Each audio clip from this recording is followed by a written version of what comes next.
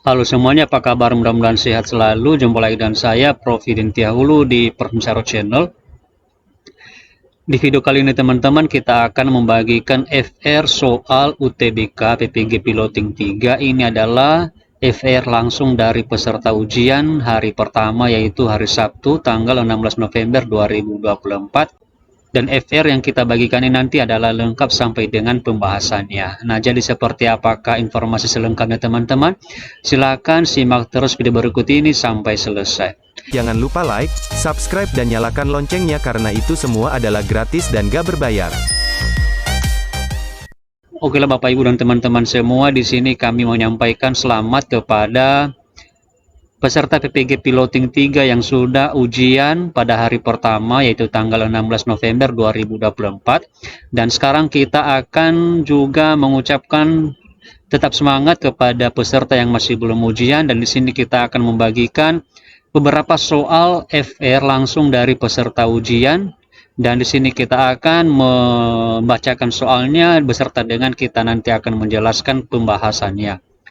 Dimana yang pertama adalah seorang guru bahasa Indonesia di kelas 10 menyusun laporan capaian pembelajaran pada siswa.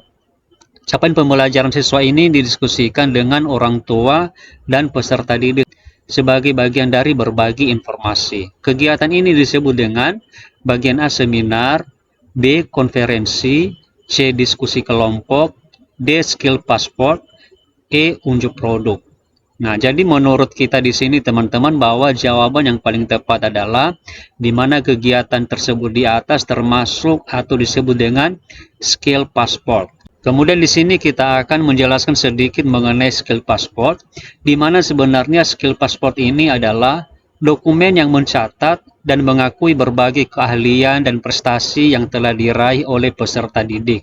Skill passport dapat berfungsi sebagai panduan dan catatan bagi siswa dalam proses belajar dan berlatih untuk mencapai standar kompetensi.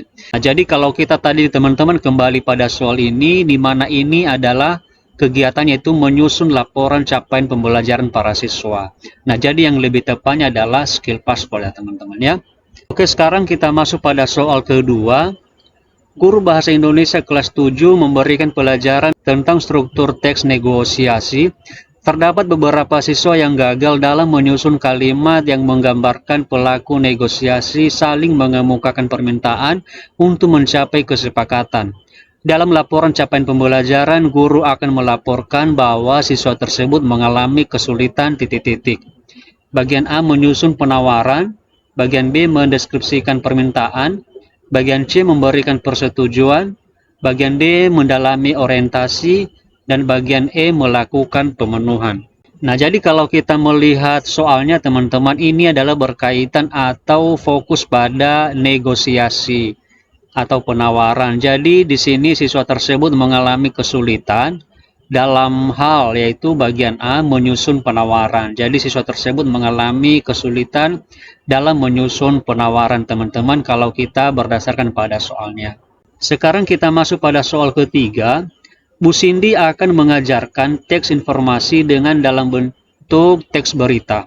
Perencanaan yang dibuat untuk melaksanakan pembelajaran tersebut, dalam proses Bu Cindy meminta peserta didik untuk memaparkan pengetahuan mereka mengenai pengertian, struktur, dan unsur kebahasaan teks berita. Berdasarkan informasi tersebut, rancangan penilaian proses yang dapat diambil salah satunya adalah penilaian ranah pengetahuan. Alat penilaian yang tepat adalah titik-titik. Bagian A penilaian performansi, bagian B tes pilihan ganda, bagian C penilaian esai, bagian D penilaian angket, dan bagian E penilaian kuesioner. Nah, jadi jawaban yang paling tepat menurut kita di sini yaitu bagian C, yaitu penilaian esai. Sekarang kita masuk pada soal keempat. Latar belakang peserta didik berbeda, misalnya dalam hal budaya. Pembelajaran manakah yang paling tepat dilakukan pendidik untuk menyikapi berbagai perbedaan di kelas? Bagian A, teks dalam setiap kelompok disesuaikan dengan latar budaya yang ada di kelas sehingga meminimalisasi perbedaan. Bagian B, pengelompokan harus dilakukan agar tugas yang diberikan dapat disesuaikan dengan tujuan pembelajaran. Bagian C, teks yang diberikan harus sama dengan tujuan mengurangi perbedaan dan mengutamakan keseragaman budaya. Bagian D, berkelompok dilakukan secara acak agar tidak terjadi kecemburuan sosial dan dapat saling menghargai latar budaya.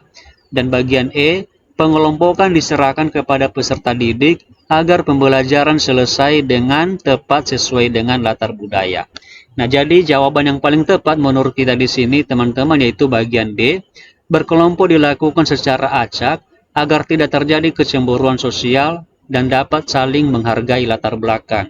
Kita kembali kepada soal di mana di sini adalah ada peserta didik misalnya berbeda dalam hal budaya. Nah, jadi yang paling tepat dilakukan oleh seorang guru atau pendidik yaitu bisa membagi kelas menjadi beberapa kelompok, tetapi dengan persyaratan yaitu peserta kelompoknya itu atau anggota kelompoknya itu harus dibuat secara acak sehingga nanti tidak timbul kecemburuan sosial, dan kemudian juga efek positifnya adalah dapat saling menghargai latar budaya antara peserta didik yang satu dengan peserta didik lainnya, teman-teman. Sekarang kita masuk pada soal berikutnya, yaitu salah satu prinsip menentuan materi ajar adalah relevansi. Jika tujuan pembelajaran pada elemen menulis berbunyi menerapkan berbagai kaidah ejaan dalam menulis pidato dalam acara pembukaan tahun ajaran baru, maka bahan ajar yang seharusnya adalah titik-titik.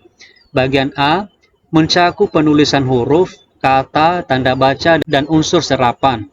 Bagian B, meliputi diksi dan kosakata yang bersesuaian dengan pidato. Bagian C, mendorong siswa untuk menemukan kata-kata sulit dan asing. Bagian D, menggerakkan siswa untuk memahami topik dan judul pidato. Dan bagian E, menggambarkan pidato yang bersesuaian dengan pendengar. Nah, jadi jawaban yang paling tepat menurut kita di sini yaitu bagian A, mencakup penulisan huruf, kata, tanda baca, dan juga unsur serapan. Kenapa kita memilih ini, teman-teman? Karena di sini ada tadi satu kata kunci yaitu menulis pidato. Jadi kalau kita kata kuncinya adalah menulis pidato, maka kita seharusnya bahan ajar yang kita ajarkan itu adalah kita memberikan atau menjelaskan mengenai bagaimanakah penulisan huruf, kata, tanda baca, dan juga unsur serapan. Nah, jadi seperti itulah teman-teman kelima soal untuk part 1 ini, di mana nanti soal-soal berikutnya kita akan bahas pada video-video berikutnya. Nah, jadi semoga saja video ini bermanfaat teman-teman bagi peserta PPG Piloting 3. Terima kasih and see you in the next video. So high I'm hypnotized. What's up is down, what's left is right. Chasing stars and holding you. I can't see the end, but we'll see it through.